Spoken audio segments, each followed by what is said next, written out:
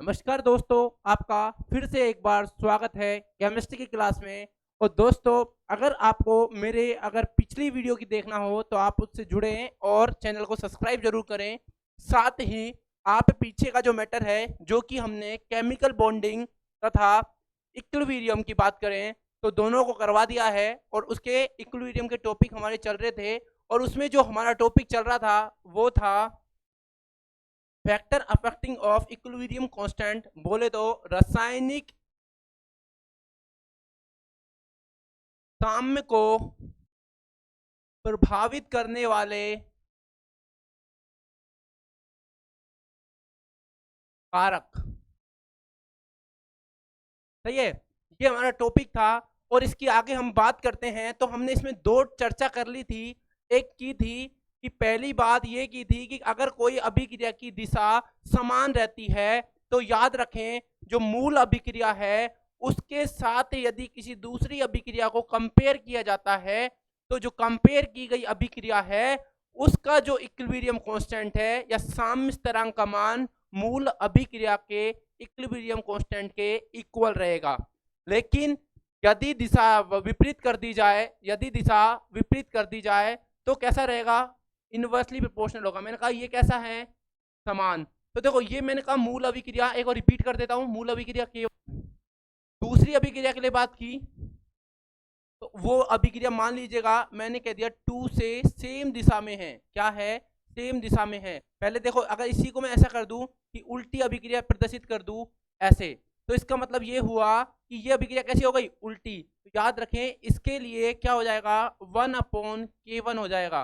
क्या हो जाएगा? अगर कोई अभिक्रिया की दिशा परिवर्तित कर दी जाए, क्या कर दी जाए? दिशा परिवर्तित, तो उसका वेग स्थिरांक जो है वो क्या होता है? इनवर्स हो जाता है। दूसरी बात, यदि इसको किसी संख्या से गुणा कर दिया जाए या n से गुणा कर दिया जाए तो इसी अभिक्रिया के लिए मैंने कहा ये n से गुणा कर दिया और ये क्या बन गया? Np। तो इसके लिए जो वेग स्थिरांक है k3 वो क्या हो जाएगा? मूल अभिक्रिया के वेग स्थिरांक के घात के। हमें दिशा थोड़ी बदली है, नहीं सर, जैसा था वैसा है। तो जैसा है वैसा ही रहेगा, लेकिन उसकी घात में परिवर्तित हो जाएगी। और यदि हमने इसकी क्या बदल दी? दिशा, और गुणा भी किया और दिशा भी बदल दी, तो हम क्या करेंगे? इसके लिए जो K4 आएगा वो क्या आएगा? 1/K1, क्योंकि दिशा बदली तो उल्टा हो गया, और इसकी घात n। यहां तक का मामला हमने पढ़ लिया था। अभी हम इससे आगे का जो मामला है वो देखते हैं। सेकंड पॉइंट की बात करें कि अगर कोई अभिक्रिया है, सुनना, अगर कोई अभिक्रिया है A और अभिक्रिया ये बन रहा है B। दूसरा, इस अभिक्रिया को बात करूं, अगर मैंने बोला ये B और ये अभिक्रिया है C, और जो हमारी अंतिम अभिक्रिया है वो है A से C। अर्थात एक बात समझे, इसके लिए आपको K1 दिया गया है, इसके लिए आपको K2 दिया गया है, और इसके लिए K3 का मान पूछा है। क्या पूछा है? K3 का मान। तो समझें कि जब भी कोई अभिक्रिया आपको ऐसी दी जाए कि उससे अभिक्रिया को जोड़ने के पश्चात आपकी जो अंतिम अभिक्रिया प्राप्त हो, तो जो जो मूल अभिक्रियाएं जुड़ी हैं उन अभिक्रियाओं को मल्टीप्लाई कर देते हैं। क्या कर देते हैं? उन अभिक्रियाओं के वेग स्थिरांकों को मल्टीप्लाई कर देते हैं। अर्थात यदि K3 का मान कैलकुलेट करना हो तो क्या हो जाएगा? K1 into K2, K1 into K2। याद रखना क्या हो जाएगा? K1 into K2। और अब देखो, इन दोनों को जोड़ा तो B से B गया और A से C तुम्हें आपस में मिल गया। तो अगला पॉइंट, यदि सुने, यदि अभिक्रिया को घटाने के पश्चात, अब अभिक्रिया को घटाने के पश्चात तुम्हें मूल अभिक्रिया से, अगर मूल अभिक्रिया को हम घटाएं उसके पश्चात यदि तुम्हें अंतिम अभिक्रिया प्राप्त होती है, इसमें जोड़ा था तो हमें गुणा किया, और यदि हम क्या करेंगे? अभिक्रिया को घटाएंगे तो इसके लिए मान लो अभिक्रिया के लिए K1 है, इसके लिए K2 है, तो तीसरी जो अभिक्रिया घटाने के बाद आई उसका जो K3 होगा वो क्या होगा? जिसमें से जिसको घटाएंगे वो ऊपर, और K1/K2। याद रखें, यहां से आपका एक क्वेश्चन कंप्लीट हो जाता है factor affecting of the equilibrium constant का। हमने 4 फैक्टर इसमें पढ़े थे। एक तो पहला मैं बता देता हूँ, रस समीकरण मिति गुणांक को यदि परिवर्तित नहीं करें तो साम्य अवस्था केवल ताप से प्रभावित होती है। किससे होती है? पहला पॉइंट। अगर स्ट्राइकोमेट्रिक कोफिशिएंट रो, अगर यदि स्ट्राइकोमेट्रिक कोफिशिएंट को यदि समान रख दिया जाए, क्या रख दिया जाए, समान रख दिया जाए, तो इक्विलिब्रियम कांस्टेंट जो है वो क्या, ताप के साथ ही परिवर्तित होगा। किसके साथ परिवर्तित होगा, ताप के साथ, वैसे परिवर्तित नहीं होगा, वैसे परिवर्तित नहीं होगा, पहला। दूसरा, यदि किसी अभिक्रिया की बात करें तो उनको अभिक्रिया को अगर दिशा समान रखी जाए तो समानुपाती होगा मूल अभिक्रिया के सामान्य स्थिरांक के, और यदि दिशा परिवर्तित कर दिया जाता है तो व्युत्क्रमानुपाती हो जाएगा सामान्य स्थिरांक कौन सा, मूल अभिक्रिया का। फिर यदि जोड़ दिया जाए तो मल्टीप्लाई हो जाएगा, और घटा दिया जाए तो ये हो जाएगा। यहाँ से आपका मेरे हिसाब से कोई क्वेश्चन होगा तो हो जाएगा। एक क्वेश्चन हम करके बताता हूँ कैसे होगा। मान लीजिएगा एक इक्वेशन है N2 + 3S2 और इसके लिए दिया गया है 2NS3। ये हमारा एक क्वेश्चन है, इसको समझने का प्रयास कीजिएगा बेटा। समझना कि यदि इसके लिए क्या दिया गया है, K1 दिया गया है। K1 मैंने कहा इसका 100 दिया गया है। कितना दिया गया है, 100। और आपको पहली अभिक्रिया सुनना, एक अभिक्रिया A है, उसके लिए आपको दिया गया है हाफ N2 + 3/2 H2 और इससे दिया गया है आपको NH3 और इसके लिए आपको पूछा है K2। एक ये है। दूसरा, यदि आपको अभिक्रिया दे दी गई NH3 और इससे आपको दे दिया 3/2 H2 + हाफ N2 और इसके लिए K3 पूछ लिया। या फिर आपको एक इक्वेशन एक और दे देते हैं, यदि अभिक्रिया आपको दे दी गई 2NH3 और इससे आपको दे दिया गया क्या, N2 + 3S2, इसके लिए क्या पूछा गया, K4। अब समझने का प्रयास कीजिएगा एक ही इक्वेशन से, ये हमारी मूल अभिक्रिया है। कौन सी अभिक्रिया, मूल अभिक्रिया, मूल अभिक्रिया। समझने का प्रयास कीजिएगा कि मूल अभिक्रिया से हमें इन चारों मानों को कैसे कैलकुलेट कर सकते हैं। सेकंडों में काम हो जाएगा। समझना बेटा, देखिएगा कि N2 3S2 2NS3, अरे सर ये भी तो N2 + 3S2 2NS3 है। अरे भाई इसका मतलब इसकी दिशा कोई परिवर्तित नहीं हुई। ओके, और सर दिशा तो परिवर्तित नहीं हुई, इसका मतलब ये हुआ कि जो K1 आएगा वो K1 के तो समानुपाती रहेगा। क्या रहेगा, K2 आएगा वो K1 के क्या रहेगा, समानुपाती, क्योंकि दिशा परिवर्तित नहीं हुई। लेकिन सर हमने देखा कि ये एक एक है, ये 1/2 है, अर्थात इसको 1/2 से क्या कर दिया, मल्टीप्लाई। सर आपने बताया कि उसकी घात n से मल्टीप्लाई करेंगे तो इसको भी क्या कर देंगे n से मल्टीप्लाई, तो आंसर क्या आ जाएगा, K1 का रूट। अब देखो एक 1/√2 इसका आंसर इस तरीके से भी लिखा मिल सकता है, कहीं आपको ऐसा मिल जाए तो वो भी सही आंसर है, क्योंकि रूट का मतलब ही रूट होता है, 1/2 का मतलब। बात समझ में आई। इससे अगला सर इसको देखें, तो इसमें देखें सर NH3 उल्टा कर दिया है, अर्थात दिशा परिवर्तित कर दिया है, तो सीधी सी बात है कि जो K3 है वो 1/K1 में तो आएगा, 1/K1 में तो आएगा। लेकिन दिशा के साथ उसने देखा कि इसको 1/2 से, इधर 2 है सर, इधर क्या है, 2 नहीं है, अर्थात 1/2 से क्या कर दिया, मल्टीप्लाई। तो सर यहाँ भी क्या कर देंगे हम, मल्टीप्लाई। और वैसे आप इसको देख लीजिएगा, इस अभिक्रिया को उल्टी की है हमने, इस अभिक्रिया का क्या है, उल्टा, इसी अभिक्रिया।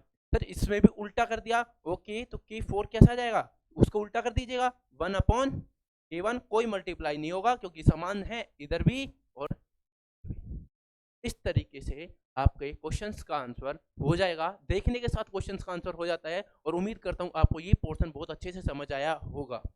आज का जो हमारा अगला टॉपिक रहने वाला है बड़ा इंपॉर्टेंट है, और समझना इतना आसान मामला है कि हम देखें और हमारा क्वेश्चन का आंसर आ जाए। कैसे, सुने। हमारा जो है वो है लासातेलिया प्रिंसिपल।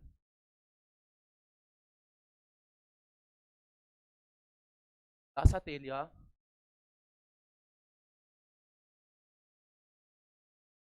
प्रिंसिपल,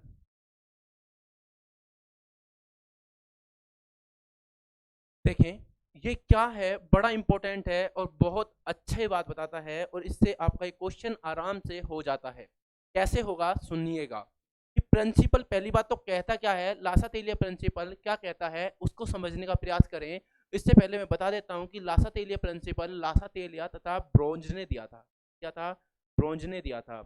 और ये प्रिंसिपल कुछ बहुत बड़ी बातें बताता है, वो एक बार समझने का प्रयास कीजिएगा कि क्या बताता है कि किसी भी रासायनिक अभिक्रिया को समझना, किसी रासायनिक अभिक्रिया में, रासायनिक अभिक्रिया में साम्य अवस्था पर साम्य अवस्था पर कोई बाह्य परिवर्तन कर दिया जाए, कोई बाह्य परिवर्तन कर दिया जाए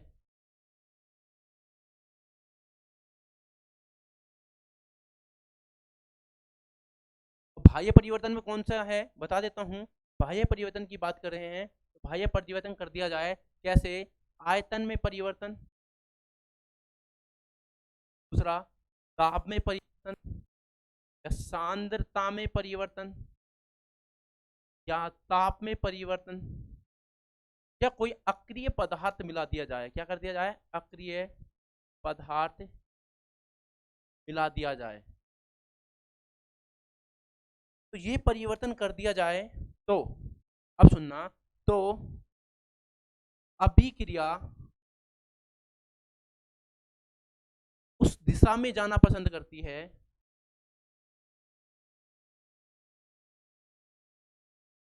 दिशा में जाना पसंद करती है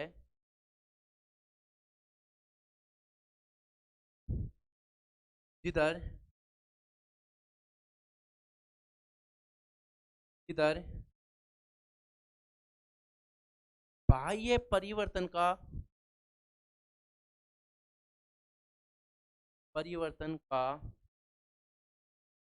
विरोध किया जा सके, विरोध किया जाए। समझे क्या बोला कि किसी भी अभिक्रिया जो कि साम्य पर है, किस पे है बेटा, साम्य पर, यदि साम्य पर अभिक्रिया है तो साम्य पर अभिक्रिया में यदि कोई बाह्य परिवर्तन, जैसे सांद्रता में परिवर्तन, चाहे अभिकारक की सांद्रता हो, चाहे उत्पाद की सांद्रता हो, या किसी आयतन की परिवर्तन, या कोई दाब में परिवर्तन, या फिर किसी बोले तो अक्रिय गैस मिला दिया जाए, अक्रिय पदार्थ मिला दिया, तो अभिक्रिया उधर जाना पसंद करती है जहां अभिक्रिया इस जो मिलाया गया पदार्थ है उसके विरोध को क्या कर दे, विरोध को खत्म करे, या उसका विरोध करे। क्या करे, उसका विरोध करे। भाई अभिक्रिया उधर जाती है, इधर मिलाया है तो भाई इधर मिलाओगे तो मतलब यहाँ कंडीशन अप्लाई कर दी आपने, तो अभिक्रिया उधर जाएगी जो आपने जो मिलाया उसका विरोध को खत्म करे, अर्थात उसका विरोध पैदा कर सके आराम से। सही बात है। ये होता है लासातेलिया प्रिंसिपल। लेकिन इसको पढ़ने के सबसे बड़ा इंपॉर्टेंट है और बहुत आसान मामला है, समझने का प्रयास कीजिएगा।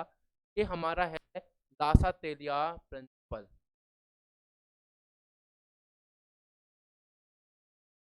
अब देखो, अब परिवर्तन देखते हैं। पहला परिवर्तन क्या पढ़ेंगे हम, सांद्रता में परिवर्तन, सांद्रता में परिवर्तन। सही है।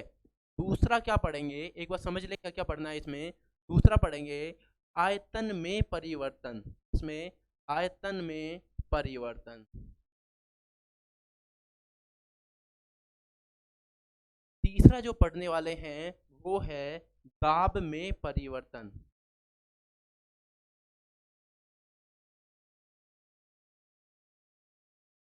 जो चौथा पढ़ने वाले हैं वो है ताप में परिवर्तन।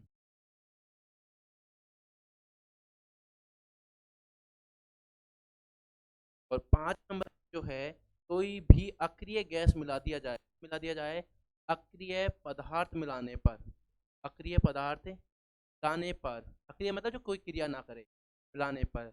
इसमें भी दो पढ़ेंगे हम, एक पढ़ेंगे स्थिर दाब पर, दाब क्या हो, स्थिर, और एक क्या है, आयतन हो, क्या, आयतन स्थिर।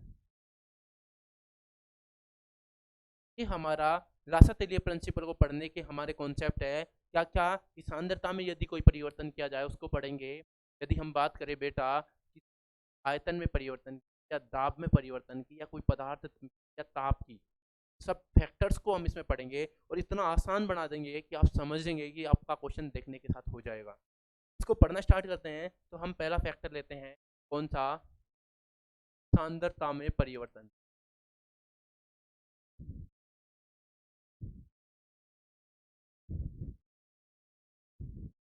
सांद्रता में परिवर्तन, क्या परिवर्तन हो, कैसे हो, सुनना कि कोई भी अभिक्रिया साम्य अवस्था पर कब होती है। पहली बात तो सर आप बार बार एक शब्द का इस्तेमाल कर रहे हो, देखो आपने एक शब्द का इस्तेमाल किया है, सर आपने जो शब्द का इस्तेमाल किया है वो है साम्य अवस्था। देखो आपको मैंने एक चीज बताई है, इधर देखें कि हमने लिखा है कि साम्य अवस्था पर, किसमें, साम्य अवस्था पर। कि सर साम्य अवस्था मैं बता चुका हूं वैसे।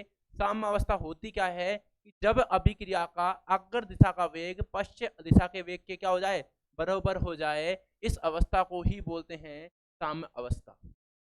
यदि ये साम्य अवस्था है तो अब बात करें सांद्रता की, किसकी, सांद्रता की।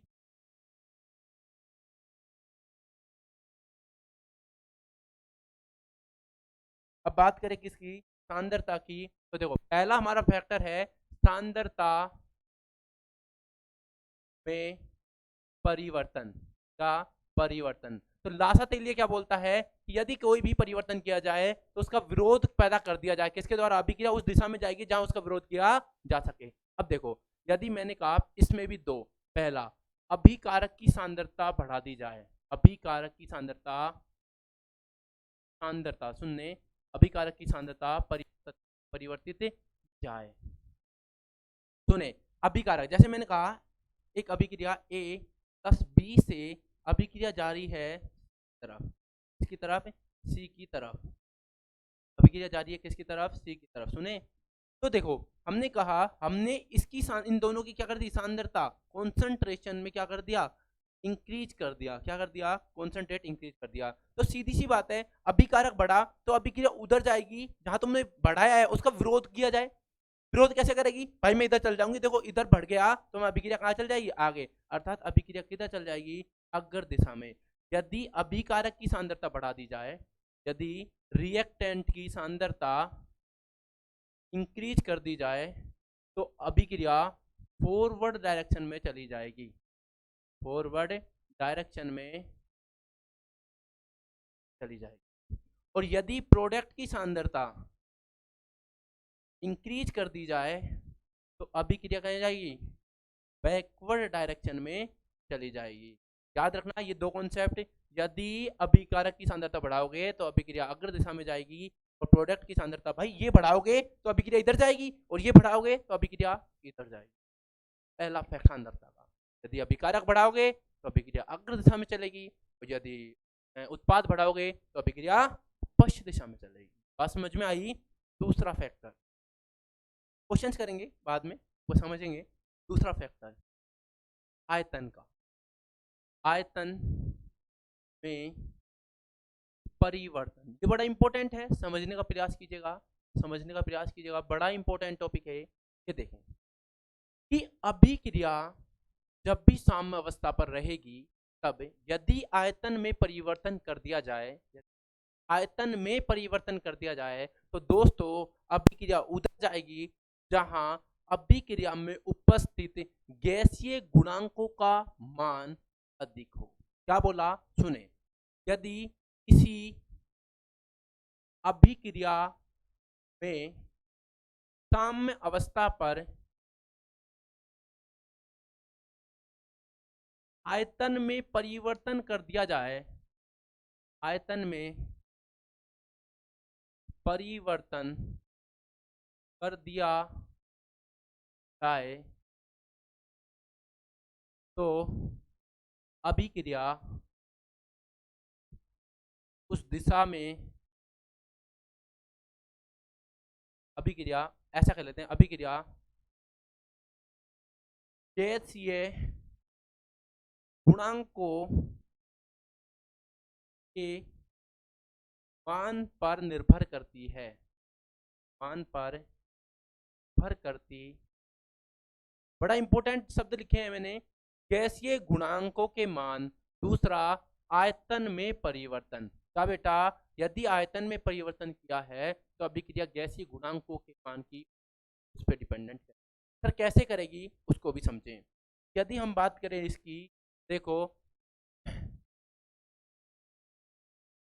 यदि बात करें इसकी, तो मैंने कहा एक अभिक्रिया है A प्लस, सुनो मैंने अभिक्रिया लिखी है N2 प्लस 3H2, और इससे जारी है क्या, आपने बार बार पढ़ रहे हैं इस अभिक्रिया को, 2NH3। तो देखें ये भी किस फॉर्म में है, गैस अवस्था में है, ये भी गैस अवस्था में है, और ये भी गैस अवस्था में है। अगर मैं इस अभिक्रिया में आयतन का मान इंक्रीज कर दूं तो क्या होगा, अभिक्रिया किधर जाएगी? कोई बताएगा मेरे को कि अभिक्रिया किधर जाएगी? अगर अच्छा लगे तो कमेंट बॉक्स में जरूर कमेंट करें कि अगर कोई क्वेश्चन हो तो वो भी आप इसमें साथ ही कमेंट करें, जिससे कि आपका कोई भी क्वेश्चन होगा उसका सॉल्यूशन नेक्स्ट वीडियो में आपको मिल जाएगा। तो अभिक्रिया उधर जाएगी, देखो अगर आयतन बढ़ाया है तो अभिक्रिया उधर जाएगी जहाँ एन गैसीय मान क्या हो जाए, इंक्रीज का एन गैसीय मान क्या हो जाए, इंक्रीज। कैसे समझे? यदि आयतन इंक्रीज किया है तो देखो अभिक्रिया में एन गैस, सर यहाँ 3 है यहाँ 1 है, अर्थात 4 एन गैस के मान है, जबकि यहाँ कितने हैं सर 2, अर्थात अभिक्रिया अधिक की तरफ जाएगी, एन गैस का मान अधिक हो तो अभिक्रिया कहाँ जाएगी, पश्चिम दिशा में जाएगी, बैकवर्ड डायरेक्शन में जाएगी इस अभिक्रिया में, पश्चिम दिशा में। और यदि हमेशा नहीं, अकॉर्डिंग टू अभिक्रिया, यदि डिक्रीज कर दिया जाए तो अभिक्रिया सीधी सी बात है कहाँ जाएगी, अग्र दिशा में। कहाँ जाएगी, अग्र दिशा में।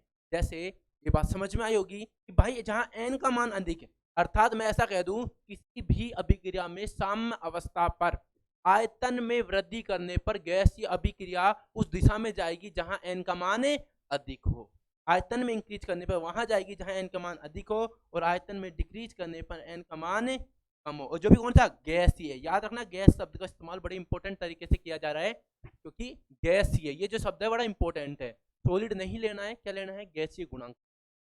मेरे हिसाब से आपको ये बात समझ में आ रही होगी। और अगर इससे आगे हम बात करें इसकी एक सेकेंड, इससे आगे की बात करते हैं तो देखो एक अभिक्रिया और लिखते हैं इसी में, मैंने कहा एक अभिक्रिया है PCl5 और इससे जा रहा है PCl3 plus Cl2 gas, gas और ये सॉलिड। सुनना, अगर बात करूं इसकी तो देखो अगर हम बात करें तो आयतन में इधर हो गए 2 मोल और इसका इधर 0, तो सॉलिड लेना नहीं है, तो अगर आयतन इंक्रीज किया गया तो अभिक्रिया किधर जाएगी, फॉरवर्ड डायरेक्शन में, किधर, फॉरवर्ड डायरेक्शन में। जबकि आयतन डिक्रीज कर दिया जाता है तो अभिक्रिया किधर जाएगी, बैकवर्ड, क्योंकि आयतन डिक्रीज करने पर अभिक्रिया उधर जाएगी जहां एन गैस के अणुओं का मान कम हो, अर्थात देखो इधर है कम सर, अभिक्रिया किधर जाएगी, पश्चिम। आयतन इंक्रीज करने पर उस दिशा में जाएगी जहां एन गैस का मान इंक्रीज हो, अर्थात अभिक्रिया किधर जाएगी, सीधी बात है अभिक्रिया जाएगी किधर, अग्र दिशा। यहां से आयतन के साथ समझ में आया होगा। अगला अगर हम बात करें किसकी, दाब में परिवर्तन, किसकी, दाब में परिवर्तन करने पर, दाब में परिवर्तन करने पर, समझे। आपने एक इक्वेशन पढ़ी होगी कोई टाइम, हमेशा आपने मेरे हिसाब से पढ़ी होगी, PV बराबर nRT, मेरे हिसाब से सभी बच्चों ने पढ़ी होगी इसको। इसको बोलते हैं ideal gas equation, ideal gas equation, सही है। इसमें देखो अगर मैं बात करूं n मोल R कांस्टेंट और T टेम्परेचर, तो हमें एक चीज देखेंगे, इनको कांस्टेंट करने पर P इनवर्सली प्रोपोर्शनल हो गया किसके, P के। अर्थात यदि दाब में परिवर्तन को देखें तो आयतन के परिवर्तन का क्या होगा, बिल्कुल विपरीत होगा। यदि आयतन में परिवर्तन बढ़ता है तो दाब में परिवर्तन कम होगा, और यदि ये घटता है तो ये बढ़ता है। अर्थात यही बात यहां सिद्ध करते हैं, कोई भी रासायनिक अभिक्रिया, कोई भी रासायनिक अभिक्रिया जिसमें साम्य अवस्था पर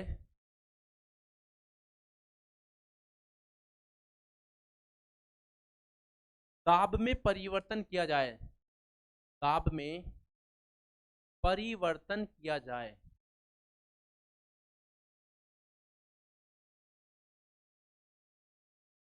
तो अभिक्रिया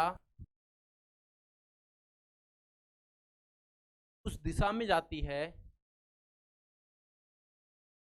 तो अभिक्रिया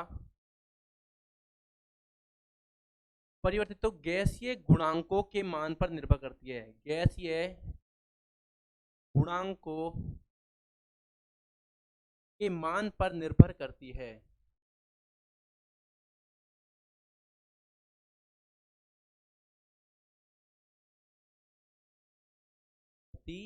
है, कैसे समझेंगे, कैसे करेगी सर, इसको भी समझते हैं, एक बार देखें सभी। अगर इसकी बात करें कैसे निर्भर करेगी वो देखें। ने कहा कि भाई आपको आयतन बढ़ा तो अभिक्रिया किधर जाएगी, एन, जहाँ गैस का मान क्या हो। तो इसका मतलब आयतन के विपरीत कौन है, दाब, अर्थात दाब बढ़ेगा तो एन गैस का मान किधर जाएगा, की तरफ। याद रखना, इसका उल्टा करना है। अगर आयतन घटेगा तो अभिक्रिया किधर जाएगी, एन घटेगा उधर। तो सीधी सी बात है, दाब भी घटेगा तो अभिक्रिया किधर जाएगी, जहाँ एन गैस का मान बढ़ेगा। तो क्या होता है, क्या होता है, उल्टा। अर्थात अगर हम बात करें कि कोई भी अभिक्रिया, तो हमें बस ये देखना है कि गैसीय मोल अणु किधर जाता है उधर ही हमारी अभिक्रिया चली जाएगी। एग्जाम्पल के तौर पे अभी बताया था कि यदि N2 प्लस 3S2 की बात करें और इसमें 2NS3 की बात करें, तो गैसीय मोल की बात करें तो इधर 2 और इधर कितने, 4। अगर बात करें किसकी, दाब बढ़ाने पर, दाब परिवर्तित किया है तो देखो दाब परिवर्तित करेंगे तो अभिक्रिया किधर जाएगी, जहां एन का मान कम हो, अर्थात अभिक्रिया कहाँ जाएगी, अग्र दिशा में जाएगी। और यदि दाब कम कर दिया जाए तो अभिक्रिया किधर जाएगी, पश्चिम दिशा में जाएगी। ये बात मेरे हिसाब से आपको सबको समझ में आई होगी। बहुत अच्छे से समझाने की कोशिश कर रहा हूँ आपको कि आपको ये बातें बहुत तरीके से समझ में आ जाए। शॉर्टकट ट्रिक्स हैं और सीधा आपका क्वेश्चन देखा और काम हुआ। इसके बाद दाब का फैक्टर के बाद हमारा जो अगला फैक्टर है वो है ताप परिवर्तन का। इसका ताप परिवर्तन, ताप परिवर्तन की बात करें तो याद रखें दो प्रकार की अभिक्रिया होती है। एक होती है ऊष्माशोषी अभिक्रिया, ऊष्माशोषी, और एक होती है बेटा ऊष्माक्षेपी। इस अभिक्रिया को बोलते हैं एंडोथर्मिक और इसको बोलते हैं बेटा एक्जोथर्मिक। सही है, सुन भाई, ऊष्माशोषी अभिक्रिया में ताप लिया जाता है, अर्थात ऊष्मा अवशोषित की जाती है। ताप का क्या होता है, अवशोषण होता है, और उसके लिए Q का मान पॉजिटिव आता है। जबकि इसमें ऊष्मा उत्सर्जित की जाती है, उत्सर्जित जाती है, अर्थात वे अभिक्रिया जिनमें ऊष्मा का उत्सर्जन हो ऊष्माक्षेपी अभिक्रिया कहलाती है। और इनमें का मान नेगेटिव होता है। क्या होता है, नेगेटिव होता है। तो एक बात सुने, बड़ा आसान सा मामला है कि वे अभिक्रिया जो ऊष्माशोषी होती है तो उनको ताप की जरूरत होती है। जब ताप की जरूरत होती है तो भाई सुन मेरी बात, जब ताप की जरूरत है तो उसको ताप दो, और जिसको ताप की जरूरत नहीं है उसको ताप मत दो। अगर तुमने जिसको जरूरत है उसको ताप दिया तो अभिक्रिया अग्र दिशा में हमेशा जाएगी। जिसको जरूरत नहीं है फिर भी ताप दिया तो अभिक्रिया पश्चिम दिशा में जाएगी। अर्थात अगर इसमें ताप बढ़ाओगे तो अभिक्रिया कहाँ जाएगी, पश्चिम दिशा में जाएगी। और अगर इसमें ताप बढ़ा दिया तो इसको तो जरूरत है, अर्थात अभिक्रिया कहाँ जाएगी, अग्र दिशा में जाएगी। बस यही समझना है। यदि इन ऊष्माक्षेपी ऊष्माशोषी अभिक्रिया की बात करते हैं तो इनको ताप बढ़ाने पर ऊष्माशोषी अभिक्रिया हमेशा अग्र दिशा में चलती है और ऊष्माक्षेपी अभिक्रिया पश्चिम दिशा में चलती है। तो याद रखें, अभिक्रिया का ताप पे प्रभाव को मेरे हिसाब से आपने बहुत अच्छे से समझेगा होगा कि ऊष्माशोषी अभिक्रिया का ताप बढ़ाने पर जिसको जरूरत है उसको ताप दिया तो अभिक्रिया अग्र दिशा में गई, और जिसको जरूरत नहीं है उसको ताप दिया फिर भी दे रहे हो आप तो अभिक्रिया पश्चिम दिशा में, क्योंकि उसका क्या करेगा वो विरोध, की ताप की जरूरत ही नहीं है फिर क्यों दे रहे हो भाई, और जब जरूरत नहीं है तो मैं इसका विरोध करूंगा, और विरोध करूंगा तो अभिक्रिया कहाँ जाएगी, पीछे दिशा में जाएगी। लेकिन जब ताप की जरूरत है तो मेरे को ताप दो, और यदि आपने ताप कम किया तो अभिक्रिया पश्चिम दिशा में जाएगी, क्योंकि उसको तो ताप की जरूरत है। और अगर ताप ज्यादा दिया तो वो बड़ा खुश होगा जो आपने उसको क्या दे दिया, ताप, क्योंकि ऊष्माशोषी अभिक्रिया को ताप चाहिए और आप उसको ताप दे रहे हैं, ऑब्वियसली बात है उसको होगी खुशी, और अभिक्रिया कहाँ जाएगी, अग्र दिशा में जाएगी। जबकि देखो सीधी सी बात है, अगर कोई ऐसी अभिक्रिया जिसकी ताप की जरूरत है और आपने उसको क्या दे दिया, अरे भाई ताप दे दिया, तो जब ताप जैसे ही दिया उसको तो क्या मिल गई, खुशी, क्योंकि उसको जो चाहिए था वो मिल गया। वो कहता है कोई बात नहीं, अभिक्रिया को ले जाते थी कहाँ दिशा में, अग्र दिशा में। लेकिन ये कहता है कि मेरे को ताप की जरूरत है ही नहीं भाई, मैं तो खुद ही उत्सर्जित कर रहा हूँ, लेकिन फिर भी तो कह रहा है नहीं ताप तो मैं दूंगा, अरे भाई मैं मना कर रहा हूँ मत दे, तो अभिक्रिया किधर जाएगी? पश्चिम दिशा में। कहाँ जाएगी? पश्चिम दिशा में। दोस्तों बात समझ में आई? इसका लास्ट का जो फैक्टर है उसको देख लेते हैं, बड़ा इंपॉर्टेंट फैक्टर है। वो है अगर कोई ही अक्रिय गैस मिला दिया जाए। क्या मिला दिया जाए? अक्रिय पदार्थ मिला दिया जाए। अक्रिय पदार्थ मिलाने पर इसमें दो परिस्थिति पड़ी थी भाई। एक पड़ी थी नियत नियत आयतन पर, और एक पड़ी थी नियत ताप पर। सुनना भाई, अगर तू आयतन बढ़ाएगा, आप देख भाई तूने क्या मिलाया? पदार्थ। मैंने कहा एक कोई अभिक्रिया है, सुनना, इसमें कोई अभिक्रिया चल रही है, इसमें तूने क्या मिला दिया? तूने मिला दिया कोई पदार्थ, अक्रिय पदार्थ। सुनना है, अक्रिय पदार्थ जैसे ही तूने इसमें मिलाया, तो सुन भाई, जैसे अक्रिय पदार्थ मिलाया तो तूने आयतन तो इसका क्या कर रखा है? कांस्टेंट। क्या कर रखा है? कांस्टेंट। आयतन क्या कर रखा है? आयतन। अरे भाई तूने वॉल्यूम तो क्या कर दिया? कांस्टेंट। अब तूने वॉल्यूम कांस्टेंट कर दिया, दाब में परिवर्तन हो सकता है, लेकिन तूने बढ़ाता गया, लेकिन आयतन तो अब भी कांस्टेंट है। तो याद रखना, कोई भी प्रभाव नहीं पड़ेगा अभिक्रिया पर, किसी भी दिशा में कोई प्रभाव नहीं पड़ेगा, कोई अभिक्रिया पर प्रभाव नहीं पड़ेगा। तो अक्रिय गैस यदि नियत आयतन पर मिलाया जाता है तो कोई प्रभाव नहीं पड़ता है, जबकि अगर तू इसके आयतन में, सुनना भाई, दाब कांस्टेंट किया है, क्या कांस्टेंट किया है? प्रेशर कांस्टेंट किया है। प्रेशर कांस्टेंट करने के बाद तूने इसमें मिलाया कौन? अक्रिय पदार्थ। क्या मिलाया? अक्रिय पदार्थ। अरे भाई अक्रिय पदार्थ मिलाने से आयतन तो बढ़ेगा इसका। क्या बढ़ेगा? आयतन। अर्थात जैसा आयतन बढ़ता है वैसा अभिक्रिया करती है, अर्थात आयतन बढ़ने पर अभिक्रिया अग्र दिशा में जाएगी, जहां पर अणुओं की संख्याओं का मान क्या हो? अधिक, जो तू अभी पढ़ के आया है।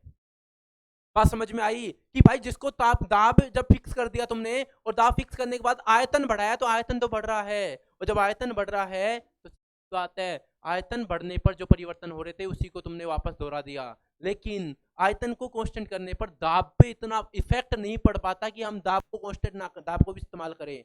इसलिए हम जो हमने इफेक्ट पढ़े हैं, इस पे कोई प्रभाव नहीं पड़ता, और इस पे प्रभाव पड़ता है ये ही द्रव अनुपात, लासा-तेलिया प्रिंसिपल्स के फैक्टर हैं। और उम्मीद करता हूं आपको एक एक फैक्टर समझ में आया होगा, और इससे आपको जो आसानी हो जाएगी क्वेश्चन को करने में, वो बड़ा आसान हो जाएगा क्वेश्चन, और आपका एक एक समय जो आपने दिया है मुझे, उसका आपको एक एक समय का यूटिलाइज आपको मिले होगा। दूसरी बात, इससे अगला जो चैप्टर रहने वाला है वो हमारा आयनिक इक्विलिब्रियम रहने वाला है, जो कि सबसे डिफिकल्ट चैप्टर माने जाते हैं। उनको हम इसके बाद स्टार्ट करेंगे, जो नेक्स्ट वीडियो आपको अवेलेबल हो जाएगी, और यहाँ तक का हमारा इक्विलिब्रियम को हम पढ़ेंगे। और इसके बाद अगर किसी को और कुछ भी पूछना है या कोई क्वेश्चन कमेंट बॉक्स में आप डाल दें, तो मैं उनका आपको रिप्लाई नेक्स्ट वीडियो में दे दूंगा। धन्यवाद दोस्तों, आप इस चैनल को सब्सक्राइब करें और चैनल को शेयर करें, इस वीडियो को ज़्यादा से ज़्यादा शेयर करें, क्योंकि आपका जो मोटिवेशन है वो ही हमारे लिए एक मोटिव का काम करता है, और आपका जो ये कमेंट लाइक जो है वो ही हमारे लिए एक मोटिवेट का काम करते हैं, और हम उन चीज़ को बड़े सीरियसली तरीके से इस्तेमाल किया जाता है, और उसकी वजह से आपको इफेक्टिव चीज़ें और इफेक्टिव मटेरियल अवेलेबल करवाया जाएगा। धन्यवाद।